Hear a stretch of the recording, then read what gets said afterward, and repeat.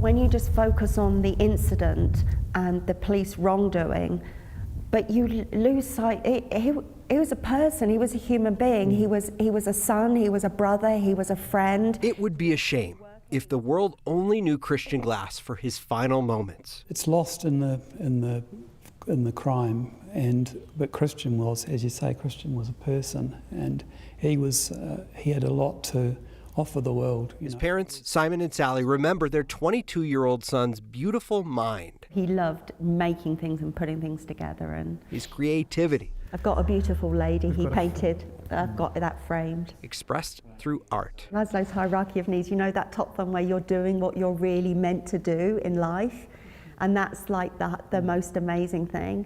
And I think that for us, he found that thing that absorbed him, and he just loved it so much. It was so magical for him. They say Christian also found purpose in protecting people. When he was little, they actually called him the policeman in the playground because, and we were talking about bullying, he abhorred bullying. If he saw any type of behavior, he would go around the playground and tell them off, wouldn't he? Which makes them think about that night in June when Christian called for help after getting his car stuck and was met with a deputy now indicted in his murder. But he was surrounded, and that guy was swearing at him, effing this and effing that, and you know the treatment and the behavior of him.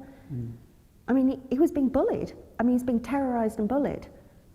And he just ended up, I mean, he was scared to begin with, but in the end he would have just been absolutely petrified. They can't help but think about the other 6 officers on the scene that night who they say saw a bully but didn't step in like their son would have. All of them there were figuring out how to get into his car, how to get him out. It's unbelievable that nobody said stop. No reasonable, let alone police officer, no reasonable person would have behaved like that. All these months later, Christian's parents are demanding justice for the soul of the man they say wouldn't have let this stand. He hasn't got a voice because he's dead.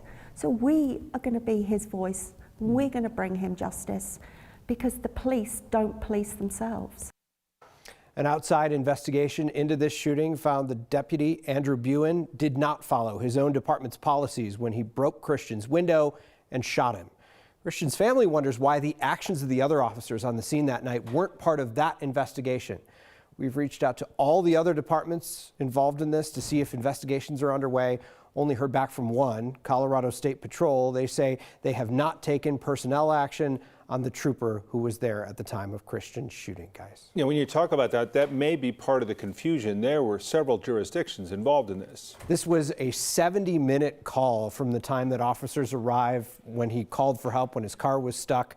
There were moments when they tried to kind of convince him to come out of the car, but as many, you had officers from the Idaho Springs Police Department, officers from Georgetown. You had gaming police from up in Gilpin County. You also had a Colorado State Patrol trooper on scene at the time. They, again, the only ones who've responded to our inquiries about if other officers are being looked at and their role in this.